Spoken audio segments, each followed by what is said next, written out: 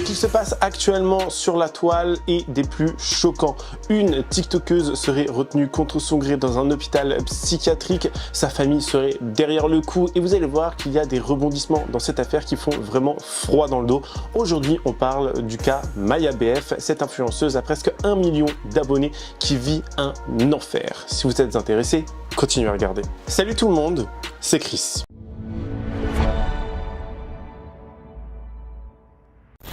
Avant de commencer la vidéo, et pour celles et ceux qui veulent rester au courant de l'actualité, les faits divers, les dramas, les influenceurs, les storytime, tout cela sans filtre et sans langue de bois, je vous invite à vous abonner et activer la cloche de notification pour être toujours au rendez-vous.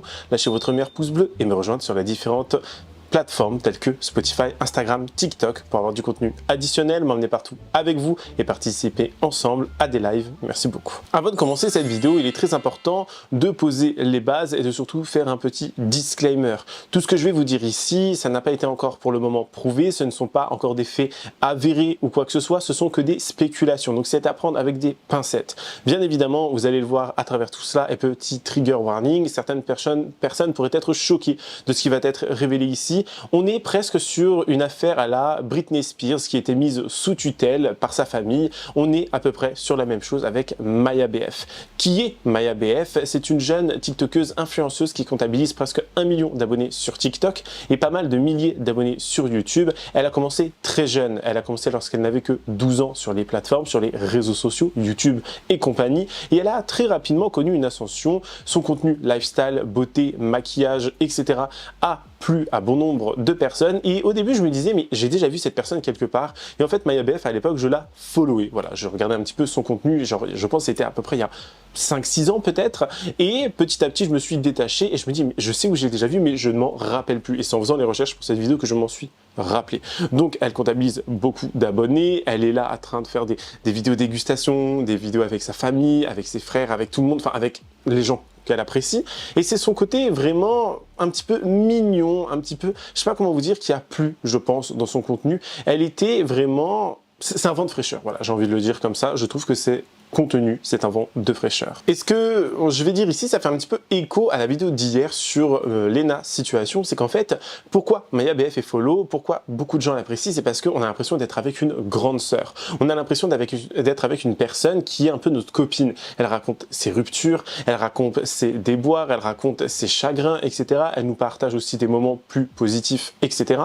Donc on est vraiment sur une personne qui, en fait, on peut s'identifier à elle très facilement. Et c'est ça, encore une fois, qui plaît sur les réseaux sociaux. Et c'est ce pourquoi beaucoup de gens connaissent une ascension très fulgurante au cours des quelques dernières années, de par leur contenu soit original, soit hyper simple, pas forcément travaillé. Je pense que les gens en ont un petit peu marre des grosses productions YouTube à la Squeezie et veulent quelque chose de plus chill, plus posé et plus accessible. Mais du coup, que s'est-il passé et pourquoi fait-elle actuellement presque les gros titres sur les réseaux sociaux? Maya BF nous a sorti une vidéo de d'à peu près 10 minutes sur TikTok où elle nous dit les choses suivantes. Elle nous dit être une imposteur. C'est-à-dire qu'elle va être là en train de se dire que voilà, elle nous ment depuis le début. Elle va nous faire de très grosses révélations, que ça soit sur elle, son contenu, l'argent qu'elle gagne, sur les embrouilles qu'elle a pu avoir, sur sa famille également.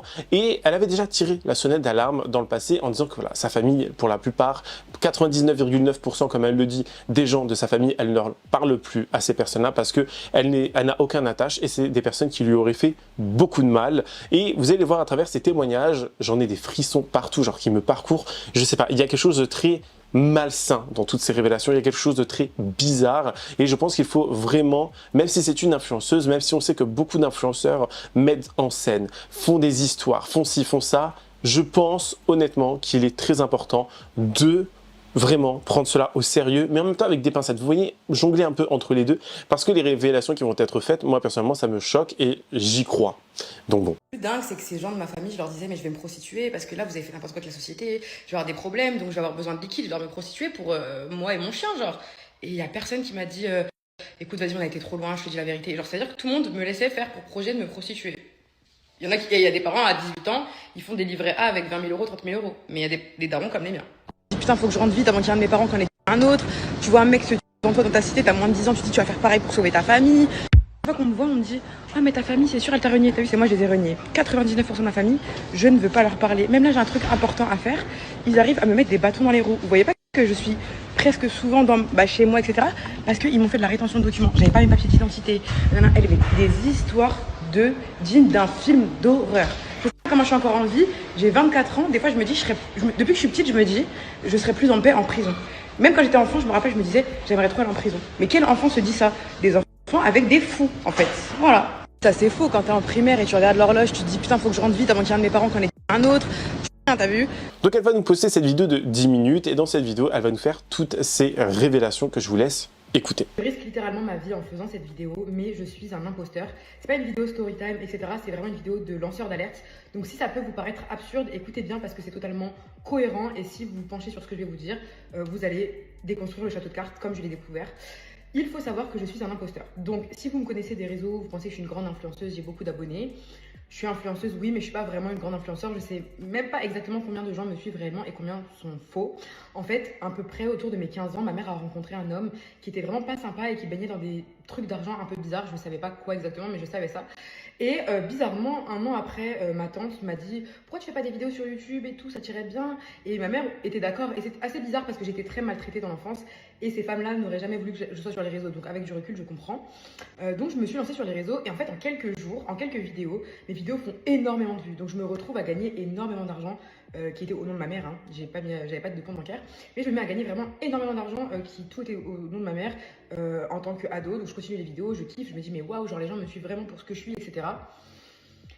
Bah non, il y avait vraiment des gens qui me suivaient pour ce que j'étais, mais en réalité, tout ça, c'était une couverture. Mon beau-père travaillait avec des gens que je ne connais pas, que je ne connaissais pas, qui m'ont utilisé pour faire de moi une couverture. C'est-à-dire qu'ils pouvaient, je sais pas, blanchir de l'argent avec des faux partenariats sûrement, ils pouvaient transmettre une idée, produire, faire de la pub à quelqu'un. En fait, ils se servaient de moi comme un pion. J'ai été un pion en fait pendant des années, mais c'est mon beau-père, à mon avis, qui est originaire de ça, puisque ça coïncide totalement avec la rencontre avec ma mère.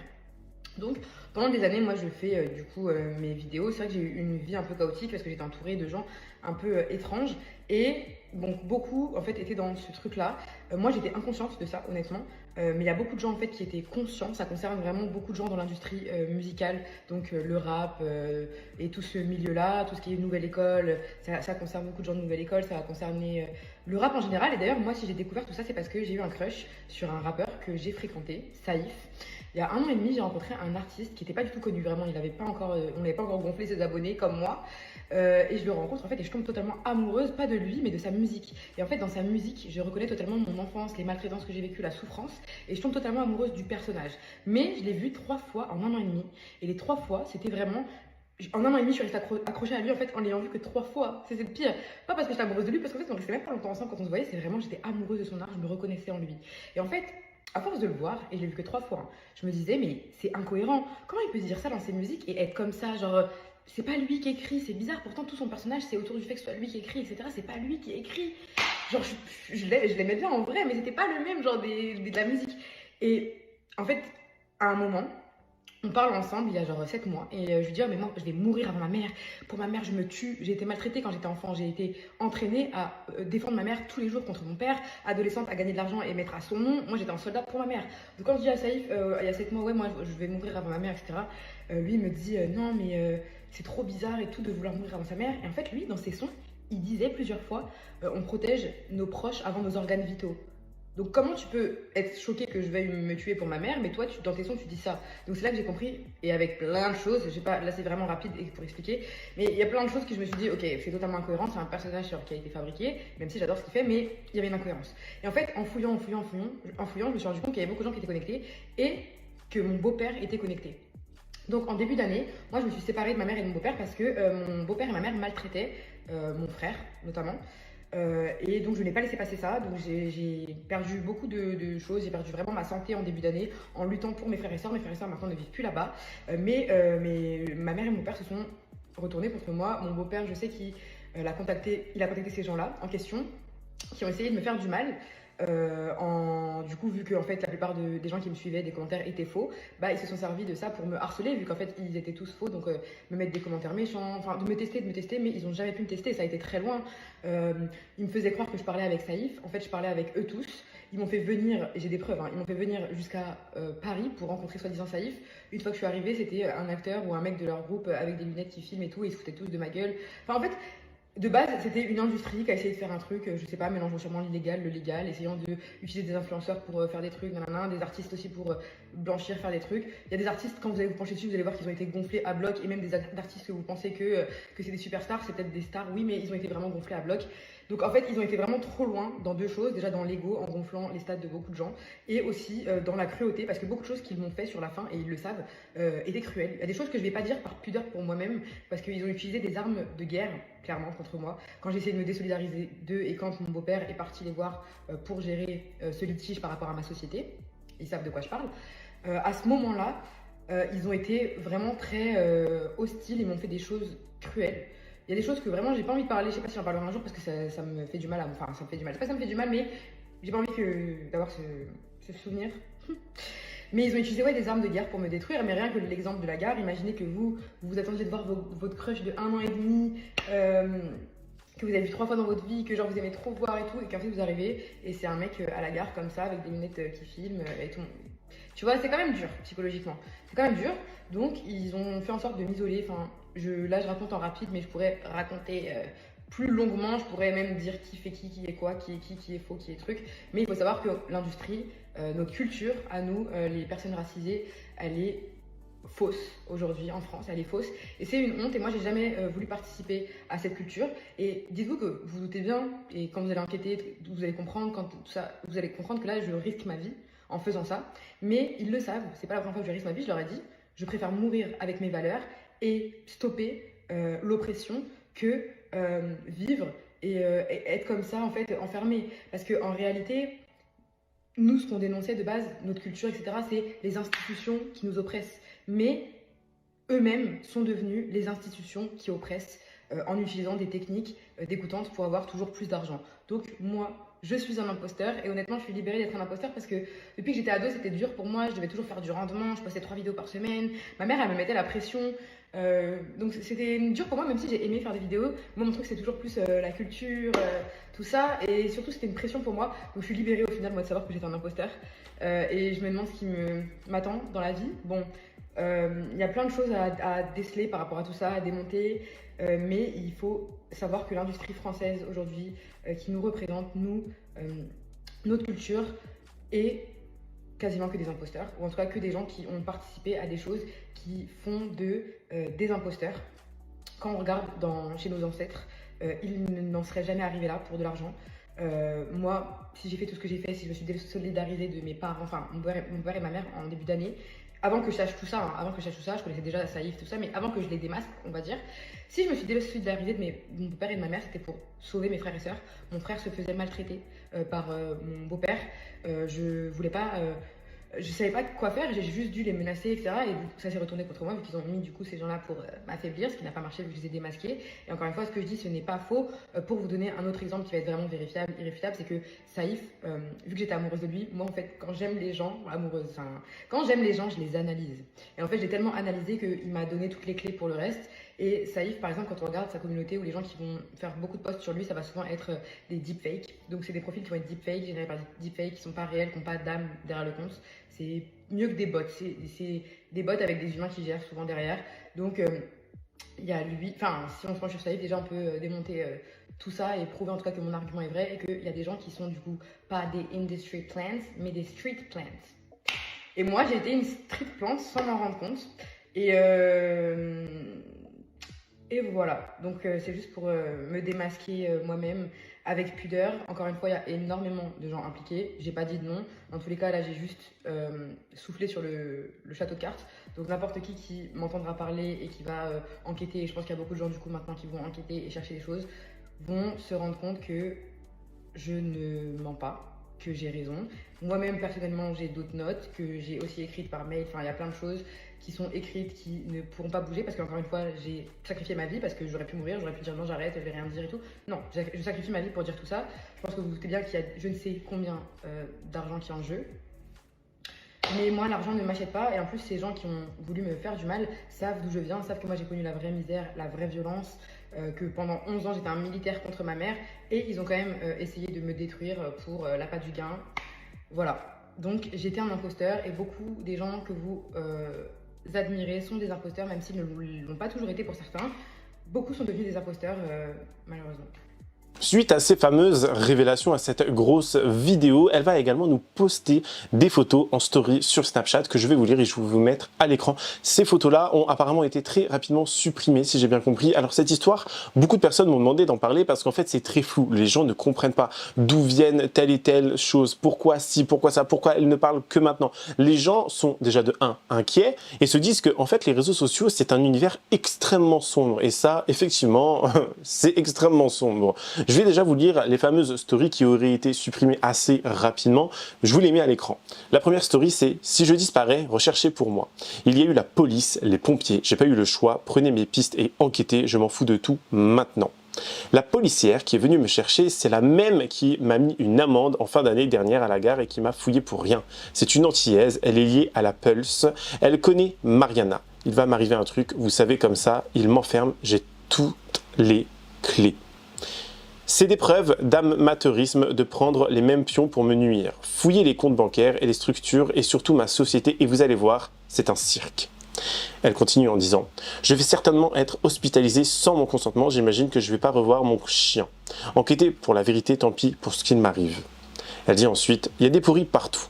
Je ne sais pas ce qui va advenir de moi, mais fouillez les comptes bancaires et mon empreinte numérique, il y a tout. » Elle continue « C'est ma mère, Mama Ben Dali et mon beau-père Mustapha Toujar, qui ont lancé tout ça. Je suis victime d'une tentative de tutelle abusive. Une affaire à la Britney Spears avec son père, mais version influenceuse FR. Je pense jamais revoir Mio, donc Mio c'est son chien je suppose, et je l'ai accepté, juste battez-vous pour la vérité. Il y a des médecins, etc. dans le lot, tout ça c'est pour du financier et me faire taire. Elle met ensuite une photo qui est très alarmante, c'est une photo où elle est, pas en camisole de force, mais elle est attachée à son lit. Ils essaient la tentative de mise sous tutelle abusive, peu importe. Ce qui m'arrive, vous avez la vérité et surtout, je ne participe pas à l'oppression, on ne m'achète pas avec de l'argent. Les policiers et gens du médical, beaucoup sont impliqués car ils sont venus me chercher de la part de Tebani Delila. Ils m'hospitalisent alors qu'ils viennent de la part d'un quartier marseillais. J'ai l'impression de vivre un mauvais film. Ils font même pas semblant.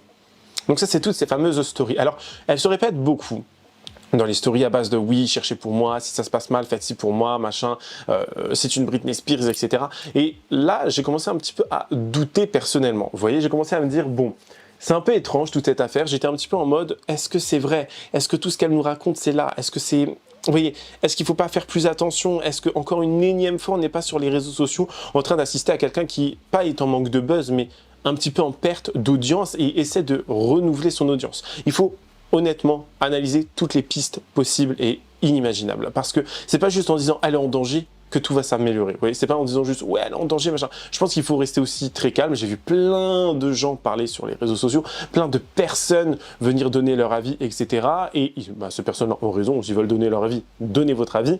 Mais beaucoup de gens étaient un petit peu trop dans l'émotion. Je me suis dit « attends. Il y a des choses qui sont un petit peu folkloriques là-dedans, qui sont un peu loufoques quand même. On va se poser 30 secondes. Si on prend pour argent comptant tout ce qu'elle a dit, c'est extrêmement chelou, c'est extrêmement dangereux et elle a dû vivre un enfer, cette jeune fille, vraiment. Enfin, Maya a dû vivre quelque chose d'extrêmement, comment dire, horrible. Je ne le souhaiterais personnellement à personne, même pas mon pire ennemi. Mais en même temps, il faut se poser les bonnes questions. Est-ce que, avec tout ce qu'on a pu voir auparavant, les gens qui crient au loup, etc., sur le monde de l'influence, sur les réseaux sociaux, est-ce qu'on peut prendre cela réellement pour argent comptant et pour véridique? Vous voyez, est-ce que, pour vous, dites-le moi en commentaire, c'est vrai ou pas? Ce qui est vraiment étrange dans toute cette situation, c'est que en 2017-2018, Maya est devenue très connue sur YouTube. Elle faisait presque le million de vues à chaque fois. Et son beau-père, lui qui est prof particulier à cette époque-là, sa société est en faillite, le chiffre d'affaires ne augmente pas, il est dans le rouge. Bizarrement, comme ça, d'un coup, il va faire 196 000 € de CA, donc de chiffre d'affaires. Donc on peut se poser des questions, c'est un peu étrange quand même. Comment tu peux avoir autant d'argent d'un coup alors que à la base t'étais en faillite, et il y a des gens qui vont quand même excuser cela en disant oui mais on sait jamais, peut-être que si, peut-être que ça. Non, il y a anguille sous roche, moi là je peux vous le dire. On a l'un de ses amis influenceurs, Salah, qui lui aussi va prendre la parole. Je trouve que c'est un garçon extrêmement posé, qui sait très bien parler, qui a un très bon vocabulaire et qui s'exprime extrêmement bien et qui sait mettre les mots. Vous voyez, il ne bagaille pas. Et ça, personnellement, on apprécie. Et il va parler de l'affaire de Maya, Maya avec qui il est en contact, Maya qui est maintenant actuellement hospitalisée et serait même dans un hôpital psychiatrique, d'après les dires. Enfin, l'histoire va extrêmement loin et c'est vraiment... Ça me fait froid dans le dos. Je vous dis, ça me fait froid dans le dos. Les gens ont retrouvé la photo de la mère de Maya, du beau-père de Maya. Et donc, pour vous expliquer concrètement ce qui s'est passé, Maya, depuis le début, en fait, elle serait manipulée comme un pion par sa famille, son beau-père, ainsi que sa mère et son entourage, à base de, bon bah là, tu vas faire des dramas, tu vas faire de l'argent. Là, tu vas aller sur YouTube, tu vas faire de l'argent. Je pense qu'à partir du moment où ils ont vu, quand elle était jeune, c'est-à-dire quand elle a commencé les réseaux sociaux en 2014, et qu'à cette époque-là, YouTube commençait un petit peu à payer, qu'ils ont vu qu'elle faisait de plus en plus d'argent, ils se sont dit, ok, on va tirer profit de tout cela, on va essayer de faire, je ne sais pas moi, des manigances, etc. pour faire en sorte que, en gros, elle gagne plus d'argent et que nous aussi on gagne de l'argent. Donc un peu à la Britney Spears, ils utilisent Maya comme Britney et le reste de sa famille, ben, ils la manipulent pour eux aussi gagner de l'argent. Donc fausse embrouille, ça allait partout, ça allait dans des histoires de rap, ça allait dans des histoires avec d'autres influenceurs, ça allait dans des histoires, mais en veux-tu, en voilà. Des histoires qui pour moi me dit que toute cette populace, toutes ces personnes, je vous dis, c'est aberrant, c'est choquant parce qu'on est face à des gens qui sont vraiment là, en fait, qui manipulent et qui mettent en danger la santé, parce qu'elle était très jeune quand ça a commencé, et ça a commencé très tôt et ça a continué pendant longtemps, bah, tu détruis en fait une personne. Ils sont en train de la détruire. Et la foutre en hôpital psy, je trouve que c'est tout autant choquant. Par rapport à Maya BF, j'ai un update à vous faire. Sachez qu'elle est actuellement retenue contre son gré dans l'endroit dans lequel elle est hospitalisée depuis hier. J'ai envoyé un vaillant parmi vous qui est parti lui donner un chargeur et je vous laisse juste voir la vidéo. Bonjour, je me permets de te dire parce que j'ai une copine qui est hospitalisée, elle n'a pas de chargeur pour le ramener. Ah, Ouais. je vais prendre le chargeur. Pas de souci. C'est pour Maya. Ok, très bien. Comprenez bien que la pièce de théâtre, elle est respectée à la perfection. Lorsqu'il a dit « je viens donner un chargeur à ma pote », il n'a absolument pas demandé qui était la personne qui est censée réceptionner le chargeur. Il a récupéré le chargeur et ne l'a pas fourni parce que lorsque j'envoie des messages à Maya, les messages restent en distribué. J'ai aussi envoyé des gens du personnel médical de cet hôpital et ils se font totalement bloquer par leurs supérieurs qui sont corrompus. Donc elle est attachée, sans chargeur, sans possibilité d'en recevoir et contre son gré dans un endroit dans lequel elle ne souhaite pas rester. C'est exactement ce qui se passe actuellement. Ne pensez pas qu'ils sont surchargés comme tout hôpital qui se respecte. Ils ne répondent pas au téléphone, ça c'est une certitude, mais au-delà de ça, l'hôpital est totalement désert, il n'y a personne sur place, donc le refus de passer un chargeur n'est absolument pas dû au fait qu'il y ait une surcharge dans l'hôpital. Je vais vous dire autre chose les gars, dans le monde de l'influence, qui se passe de super bizarre, aujourd'hui je vais en parler simplement, je vais en parler parce que je pense que c'est un sujet sur lequel on se tait un peu trop, et d'ailleurs vu que je reçois des messages de ces mêmes personnes qui m'ordonnent de supprimer mes vidéos et mes stories, et bien sachez que je joue avec la mauvaise personne, je suis pas une den, j'ai des gens derrière moi, d'accord, et puis de toute évidence, après cette vidéo, sachez que j'en poste d'autres, qui traiteront d'ailleurs de ce qui s'est passé il y a 2 ans sur Dubaï lorsque j'avais 19 ans, vous vous en rappelez bien, et tout ce qui est un peu trop détaillé ou délicat, et bien sachez que j'en parlerai en story, mais de toute évidence j'en parlerai. Aujourd'hui votre château de sable va s'effondrer complètement, sachez-le. Non mais lui, ses stories elles sont trop gênantes. Ses TikTok aussi sont trop gênants. Si le mec il était autant impliqué, il aurait pris une voiture, il aurait demandé à tous ses potes d'aller à Reims. Enfin bref, c'est du blabla pour rien, il est gênant. Déjà, c'est pas à tel point je me suis mobilisé, c'est pas toi qui l'as appelé hier avant qu'elle entre à l'hôpital, c'est pas à toi qu'elle a raconté cette histoire de famille avant toute cette histoire, étant donné que t'es plus son pote et que tu le cries fièrement sur internet. C'est pas toi qui a engagé du personnel médical pour avoir des nouvelles, ni même du personnel tout court pour pouvoir lui ramener un chargeur, chose qui n'a pas été faite, mais ce n'est pas de mon ressort à moi. Au-delà de ça, je pense que c'est pas toi aussi qui a fait des vidéos pour faire tourner ça de manière à ajouter de l'importance à son histoire. Tu as plutôt dit qu'elle skisait et qu'elle disait sans doute n'importe quoi. Tu as ajouté du jus au fait qu'elle soit discriminée dans sa personne et dans ses propos. Ce qu'elle a dit, il y a des trucs qui sont vrais. Je pense qu'elle a un peu crisé. Je pense qu'elle a dû apprendre la chose comme ça et elle a dû mélanger un peu beaucoup. Je rapporte pas tout à moi, je raconte mon expérience personnelle pour justement dire que ce genre de choses existe et qu'il faut pas la prendre pour une folle, étant donné que dans ce cadre-là, on devrait tous être fous. Et je vais te dire une autre chose, au-delà d'être gênant dans ta personne, parce qu'on a très bien vu ton comportement, tu dis ne pas aimer mes vidéos alors que tu les likes, alors que tu réagis à 2 doigts, tu vas t'abonner, mais tu sais très bien que je vais pas te suivre en retour, c'est pour ça que tu le fais pas. Ton contenu à toi, on en parle, si le mien il est gênant. Danse comme un canard, danse comme un canard. Que je sais pas si tu trouves que ça c'est utile, mais on n'a pas la même définition d'utilité. Moi je trouve ça gênant à mort et je pense ne pas être le seul. T'as vu quand tu oses te prononcer en public en disant que mon contenu est gênant, commence par garder le tien parce que la globalité des personnes te répondront que mon contenu est 100 fois plus enrichissant que tes danses de canard qui puent sa mère. Et autre chose, je suis pas Benjamin, hein. Wallah, fais attention, tu connais pas les gens. Fais très attention à ce que tu es en train de dire là. Salutations population, j'espère que vous allez bien. J'ai vu que dans ce Comme un canard, il a pris son téléphone pour me répondre en story. Je sais très bien comment elle réagit aux commentaires.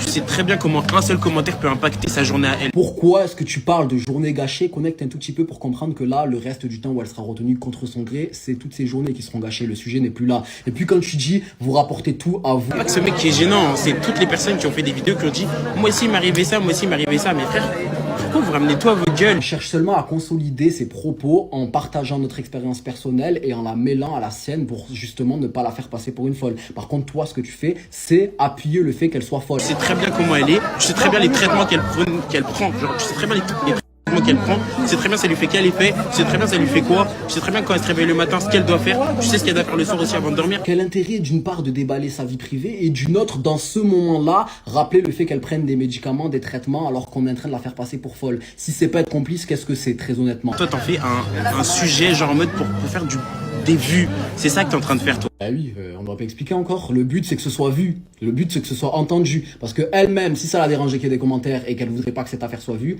elle aurait pas fait ce story. D'accord? Elle a fait des stories dans le but que ce soit vu. J'ai jamais vu un argumentaire aussi éclaté au sol. T'as juste essayé de te défendre sur des propos qui sont pas défendables. Fais plus. Ne te défends plus, fais plus rien d'ailleurs parce que tout ce que tu fais, c'est défavorable. Danse comme un canard. Donc Salah va prendre la parole, lui aussi nous donner des nouvelles de Maya. Et ce qui est assez drôle, on va voir aussi certaines vidéos où des gens en fait appuient sur la sonnette de l'hôpital pour en gros aller dire ouais bonjour, j'amène un chargeur à Maya parce qu'elle n'avait plus de batterie.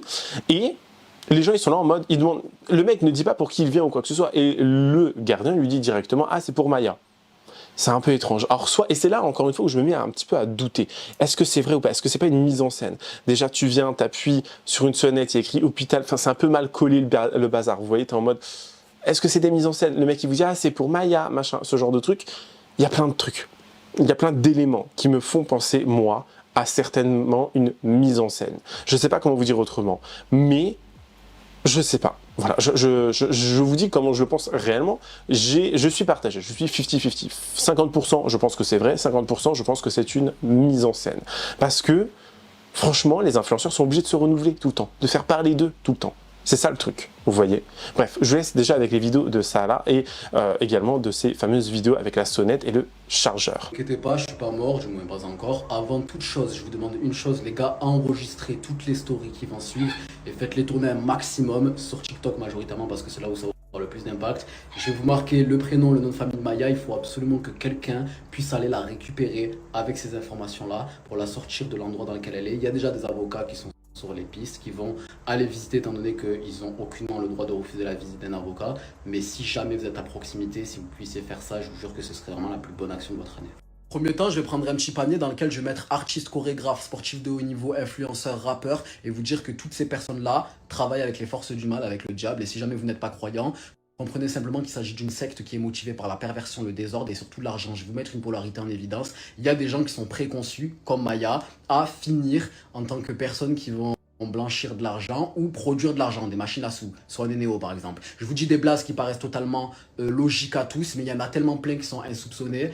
Peut-être des gens de ta famille, également des personnes que tu rencontres en cours de route, et c'est de ça dont on va parler parce que ça fait partie intégrante de mon expérience. Je vais vous donner par exemple l'exemple de Justin Bieber et P. Diddy, exemple qui a été fortement véhiculé sur internet, donc vous savez de quoi je parle, mais sachez que c'est pas qu'au State, les gars, ça se passe de partout sur cette terre, on vit dans un monde de fous. Sachez que moi, lorsque j'étais à Dubaï, je suis arrivé là-bas à 19 ans avec des projets en tête, et je me suis installé, j'ai été stupéfait de voir qu'il y avait autant de personnes qui étaient concentrées sur ma personne, alors qu'ils avaient des parts chez Samsung aux Pays-Bas, des trucs de fou.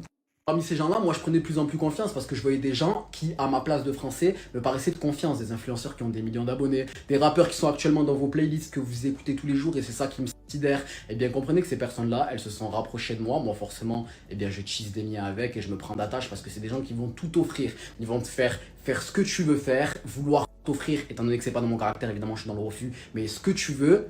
Et la mentalité de ces personnes, elle réside dans ça. Le fait de mettre une oppression psychologique sur toi pour que finalement tu te sentes redevable et qu'ils puissent t'utiliser comme un vulgaire pantin et faire ce qu'ils veulent. Moi, je l'ai vu venir. Rapidement, le travail psychologique, il commence par ouais, tu sais que si tu veux mieux performer sur les réseaux, tu pourrais peut-être faire ça. Tu sais quoi, moi, je te prends sous mon aile. Et c'est cette phrase qui est dangereuse. Moi, je te prends sous mon aile parce que ces personnes, elles vont vouloir te formater de manière à partager les messages qui viennent de plus haut, les contenus qui viennent de plus haut que eux veulent pour finalement être juste une machine à faire de l'argent en premier temps et puis véhiculer ce qu'il y a d'important à imprégner dans la tête des gens. Trop tard, hein, j'ai commencé à poster, il y a des captures de partout, les gens ils vont relayer parce que oui, le manager de Monsieur D qui m'envoie des messages en me disant arrête ce que tu fais, je vais continuer. Et d'ailleurs, arrêtez de faire les malins parce que je vous jure que je vais commencer à lâcher des blagues un par un et j'en ai rien à faire.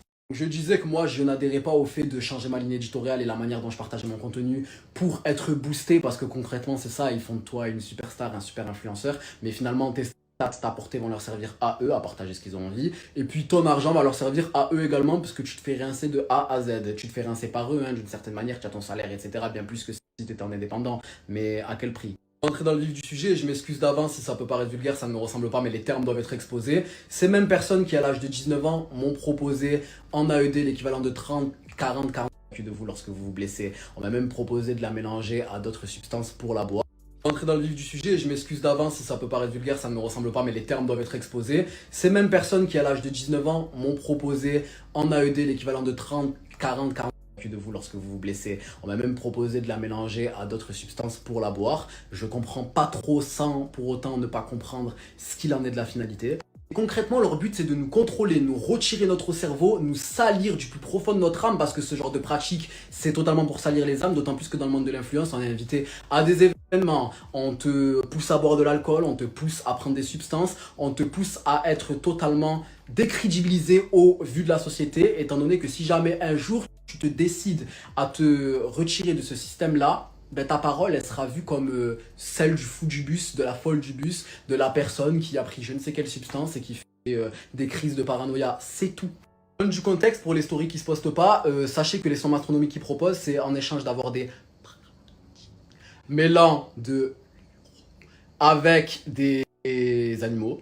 Et voilà, au moins c'est clair. Quand vous parlez de Dubaï, porte-à-portier, etc., ce n'est strictement rien du tout, les gars. Là, il s'agit de personnes qui vous ont ciblé et qui vont vous avoir pour contrôler votre vie de A à Z. Choisir avec qui vous allez vous afficher en couple, choisir avec qui vous allez travailler, choisir ce que vous allez devenir, ce que vous allez faire, ce que vous allez partager, ce que vous allez ne pas partager. C'est juste une dinguerie, les gars, de contrôler la vie d'autrui de cette manière-là. Et puis, il se positionne en tant qu'ange gardien au départ et rapidement en tant que tyran, étant donné que c'est ces personnes qui vont vous payer, ces personnes qui vont vous mettre sous la menace, parce qu'attendez, il y a autre chose sur quoi je vais revenir.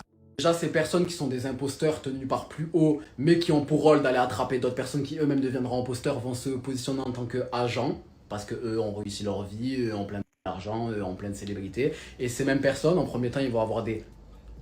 Pour la plupart, avec vous en tant qu'influenceur, ça c'est évident, parce que forcément, ça fait partie de la main de contrôle. Dans tout ça, il y a un autre type de personnes, c'est les pires, au-delà des gens qui ont une cote de popularité et qui viennent t'attraper dans leur filet. D'ailleurs, ces mêmes personnes qui ont des liens encore plus étroits que ce que vous pensez avec les gens de l'international et qui vont très souvent leur rendre visite pour ces pratiques également. Comprenez qu'il y a aussi, comme ils les appellent, hein, les gens de l'ombre. Et ces personnes, c'est des gens qui sont dans des affaires bizarres, des affaires de substances, des affaires...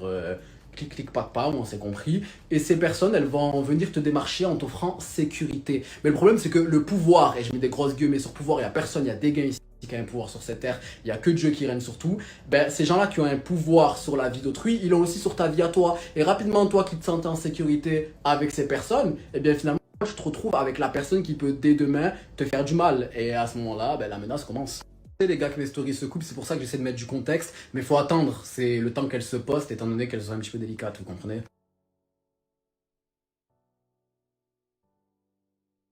Le plan sur les premiers de personnes à lâcher des blagues. Je disais que moi j'ai hâte d'apporter mon leur site étant indépendant. Entrer dans le vif du sujet, je m'excuse d'avance de vous lorsque vous concrètement tu te dis et quand vous allez vous afficher et puis il se pose déjà ces personnes l'argent en pleine.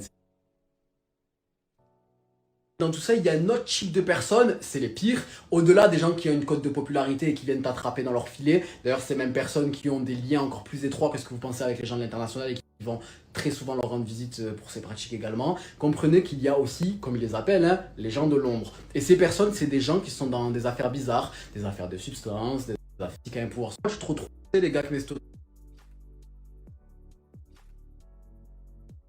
Story quelque chose. Sachez que moi je ne suis absolument pas, et Amir dit toute la vérité, et je ne suis absolument pas une personne motivée par l'argent, une personne que tu peux soudoyer, une personne que tu peux acheter. Je ne suis pas une personne qui a été dans des pratiques bizarres, même les histoires de money slave, etc. C'est eux qui m'ont foutu dans ces histoires, c'est eux qui m'ont foutu dans ça, et moi j'ai jamais adhéré à ça, et c'est pour ça qu'ils ont la haine Pour vous dire à tel point leur scène de théâtre, elle peut aller extrêmement loin. Je vous ai parlé précédemment des gens de l'ombre. Eh bien, sachez, et ça, Amir, il est au courant qu'il n'y a pas longtemps, il y a un mec qui est très connu dans sa ville, non pas pour l'influence, mais pour être une personne dangereuse, qui est venu faire ami-ami avec moi au départ. J'ai pas trop capté le vice. On s'est entendu sur certains points, mais il forçait les feelings de malade. Jusqu'à temps qu'ils deviennent de plus en plus bizarres. Il m'a envoyé 4 virements de JK en me disant « Tu peux garder mon argent, s'il te plaît ?» J'ai dit « Ok, il n'y a pas de problème, je te le renvoie lorsque tu me le demandes. » Et finalement, il me dit « Non, mais c'est bon, finalement, j'en veux plus, tu peux le garder.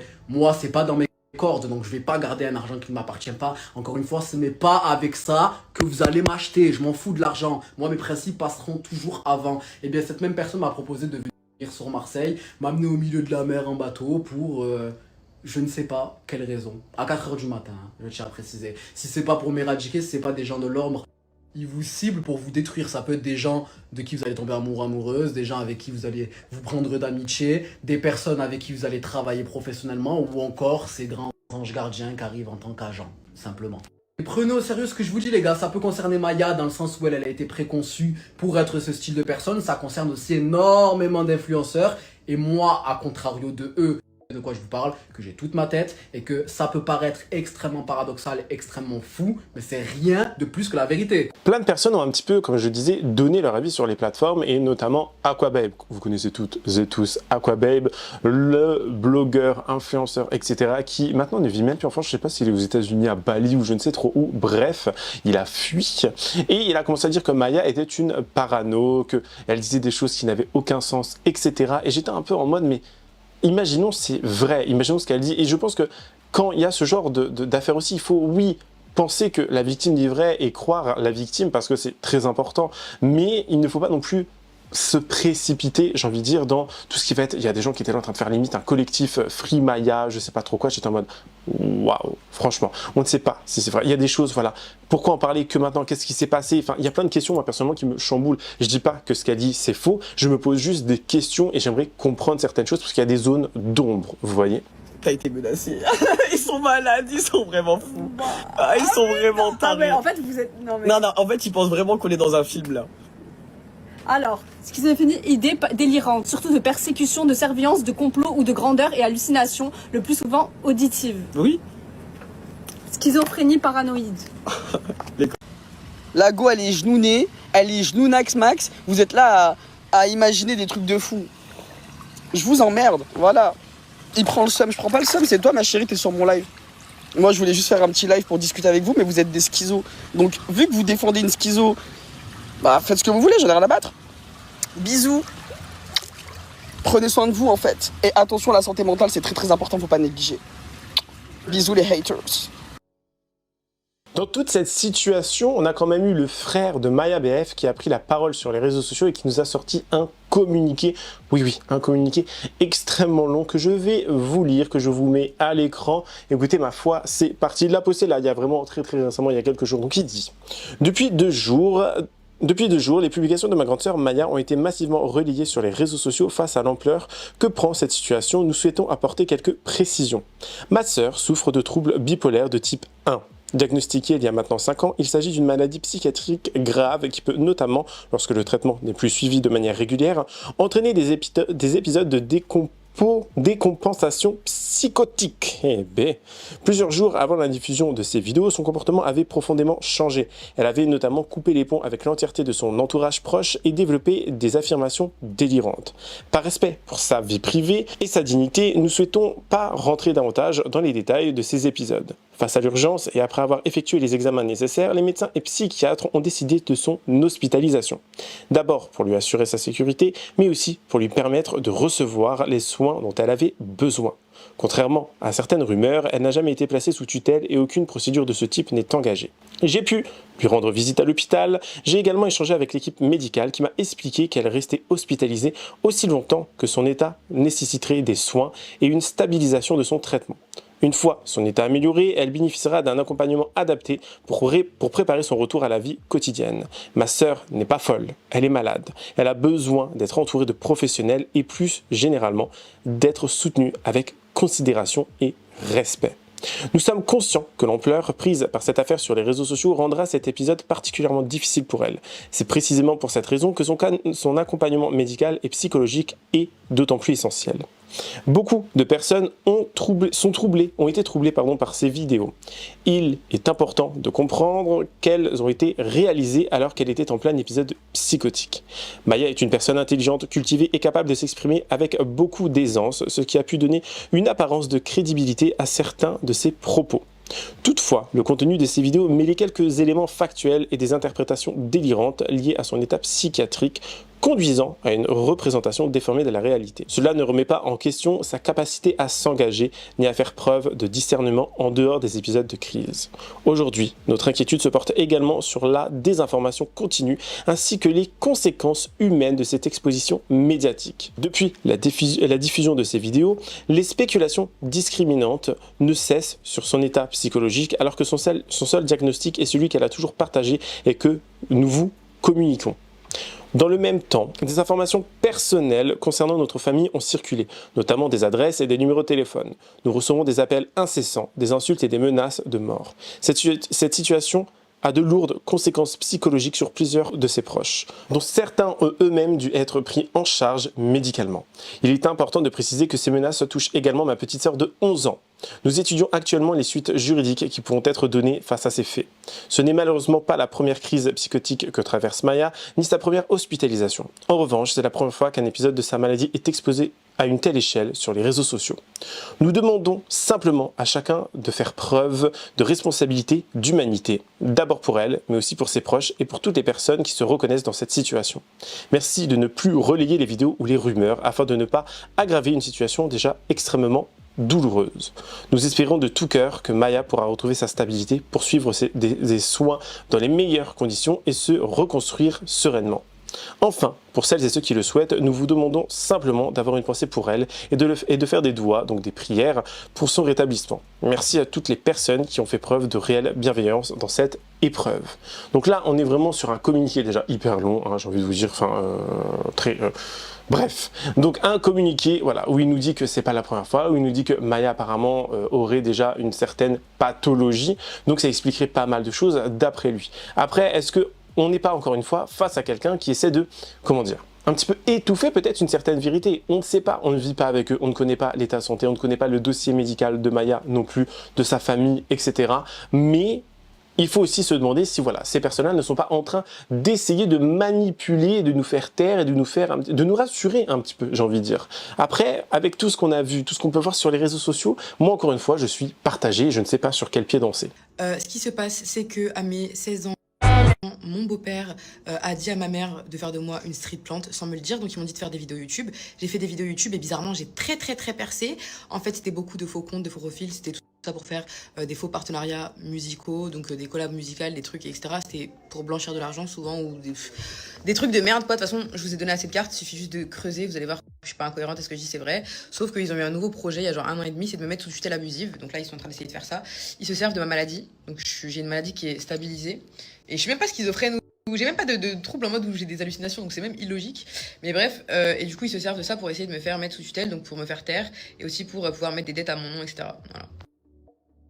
Alors honnêtement, que en penser? Quoi faire? Quoi dire? À part relayer les informations, relayer les vidéos, qu'est-ce que nous on peut faire de plus? Je pense que c'est très important d'en parler dans un premier temps parce que si Maya dit vrai, et j'ai pas envie de me taper un autre procès ou une autre mise en demeure de la famille de je ne sais trop quoi, encore une fois, je pense qu'une seule dans l'année, ça suffit bien.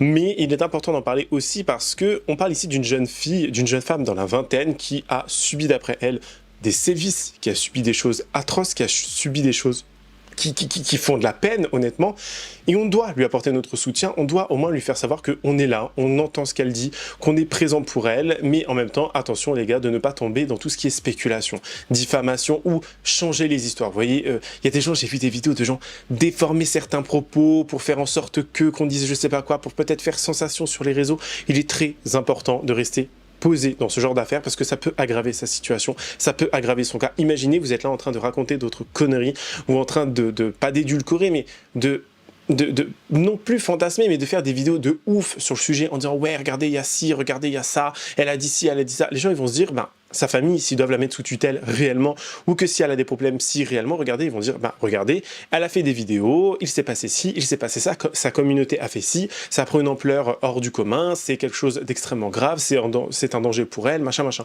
Donc ça risque de la mettre encore plus dans la merde. Donc s'il vous plaît, on fait attention à ce qu'on dit, on fait attention aux éléments qu'on relaye. Peut-être que moi aussi j'ai relayé des informations qui étaient totalement fausses, mais il faut faire extrêmement attention dans ce genre d'affaires. Ce qui est d'autant plus grave dans toute cette situation, c'est que déjà dans la presse, à l'époque, il y a quelques temps de cela, on avait déjà vu que des CHU avaient accepté comme des pots de vin de la corruption pour faire passer certaines choses, certains patients, etc. Donc, c'est des choses qui existent, c'est des choses, on le sait pertinemment, des gens peuvent être corrompus, peu importe le métier, leur fonction, leur grade, etc. Et c'est ça qui rend cette histoire encore plus folle, cette histoire encore plus atroce, honnêtement. J'ai toujours pas de nouvelles de Maya et les iMessages que je lui envoie ne sont même pas distribués, c'est-à-dire qu'elle n'a pas encore son téléphone, donc on va faire très simple et je demande à toute personne qui voit cette vidéo de véhiculer un maximum l'information. Sachez que si dans les 3 jours qui suivent, on n'a pas un signe de sa part, je vous invite à toutes et à tous le dimanche 2 août à faire un rassemblement, moi j'y serai également, devant l'hôpital dans lequel elle a été hospitalisée la fois dernière, qu'elle soit là ou pas, ça ne change rien, parce que l'idée derrière ça est de faire un rassemblement, j'entends bien pacifique, parce que sinon on va juste arriver, bam, ils vont appeler les forces de l'ordre et on va se faire gazer, l'utilité dans ça n'y est pas, et donc la vraie utilité c'est de se rassembler, qu'il y ait du monde, parce qu'on a beau parler je ne sais combien de temps sur internet, ça reste sur internet, alors que des personnes physiques, là ça change la donne et ça peut propulser l'affaire vers quelque chose de plus important, comme par exemple la presse, la télé, et là les choses peuvent changer. Donc j'invite toute personne qui souhaite s'y rendre à y aller et je mets un point d'honneur sur les gens qui ont beaucoup de notoriété, également les journalistes et toutes les personnes qui gravitent autour de ces fonctions. Vous allez me dire à quoi ça va servir? Ah ben, simplement à mettre en lumière cet hôpital qui a déjà un comportement assez suspect envers les patients. Donc ça va imposer un dilemme, soit vous la faites sortir si elle est là ou pas, comme je vous ai dit ça ne changera rien de toute manière, elle est passée par là, son dossier y est, ou soit l'hôpital en lui-même va finir par sombrer dans la vérité qui sera inévitablement favorable pour Maya. Et puis de toute évidence, cette affaire doit être propulsée, donc moi je le ferai. Parlez-en et surtout parlez du fait que la dynamique dans laquelle on y va, elle est pacifique, d'accord? Je ne veux pas de débordement, je veux qu'on y aille dans le respect, qu'on soit là pour montrer notre présence, on n'est pas là pour faire la hala. Et bien entendu, tout sera documenté par ma personne, en story et en vidéo, et je vous invite à tous à faire de même. En tout cas, c'est la fin de cette vidéo. Malgré le sujet, j'espère que vous en aurez appris un peu plus, que le sujet vous aura plu. Je ne sais pas si c'est le bon terme, mais vous me comprenez. N'hésitez pas à me donner votre avis avec courtoisie, respect, sincérité dans les commentaires. Comme d'habitude, j'ai hâte de vous lire. N'hésitez pas à vous abonner et activer la cloche de notification pour être toujours au rendez-vous. Lâchez votre meilleur pouce bleu et me rejoindre sur les différentes plateformes qui se trouvent en barre d'infos. Moi, sinon, je vous fais plein de gros bisous. Je vous dis à la prochaine. Prenez soin de vous. Bye guys.